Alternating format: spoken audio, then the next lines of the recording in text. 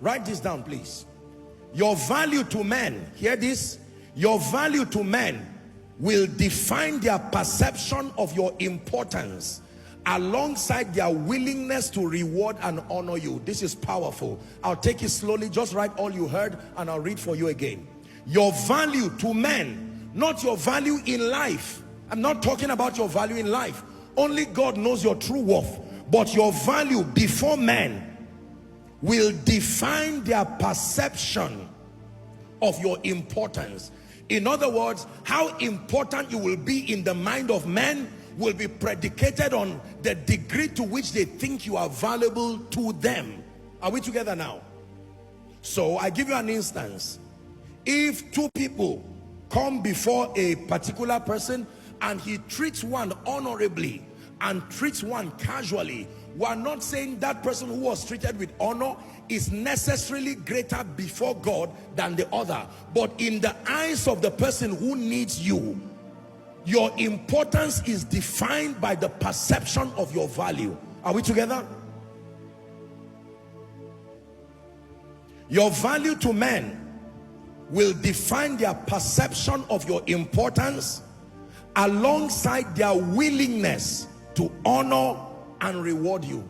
I learned this early in life and it changed my life.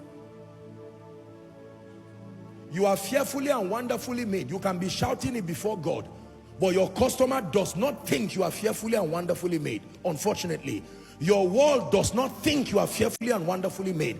It is through your value that you define your importance. Don't say people are treating me anyhow. They will treat you anyhow until they think you are valuable.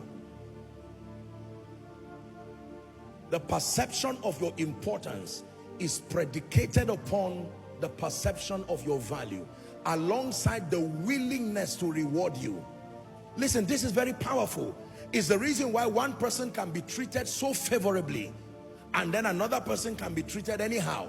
It may not even be that the person who was treated favorably was any better than the other person, but in the eye of the one who needs your value, you are king to them. In the eye of the one who does not need your value, you are just anything at all. Are we together now? With respect to preaching, the one who needs what I carry and has been blessed by what I carry, he will have an elevated perception of me. But I can go somewhere and someone is celebrating me and kneeling down, and another person is watching with shock and even anger. Why are you kneeling down to this person like this? Don't blame the man. I've not solved any problem for him.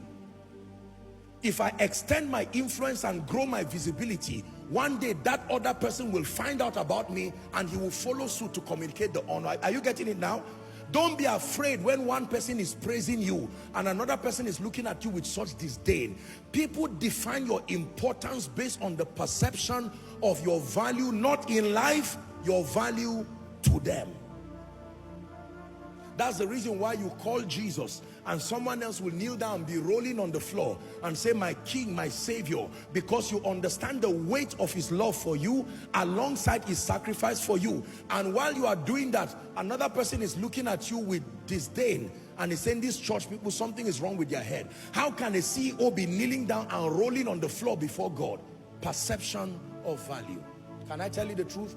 Your world will see you as a burden until you redefine your perception by being valuable. Your world will see you as a burden. Look at me. The moment people start running away from you and give you an ugly energy that your presence is a burden, stop trying to force your way. Go back and work on yourself. It is proof that you are not adding anything to them and they are just looking for a psychological, a diplomatic way of saying, get out of my space. Nobody throws away a person who is a gift and a value to them. Who is learning tonight? Maybe God is explaining to you why as soon as you step in the midst of people, they have refused. You are the only one saying you are their friend. They have refused to call themselves your friend. It's a message to you. Are we together now? Yes. 5, 6 gentlemen. You are the only person who is saying these guys are my friends. They have never acknowledged that they are your friends, because you have largely come as a liability. If they are sharing something, you take your own just by proximity. They are contributing anything, you don't add anything. If anything, your presence always kills their plans. So they say, you know what, this man, let's just shift this person out of here. We're responsible business people, but every time this guy comes around us, the way he dresses, the way he speaks, it always makes them suspect us. So let's push this guy aside. The solution is not to get angry, to go back and say, God, you did not create me to be managed. You didn't create me to be managed. I'm not a spare tire. I'm not an extra luggage. Place something on my life and walk, read books, do something. Be a contributor. And sooner or later, they will extend the hand of fellowship. Can I tell you this? Let me remind you of something I taught you here. There are two doors to the realm of greatness. You still remember? Number one is called the door of need. The other is called the door of value.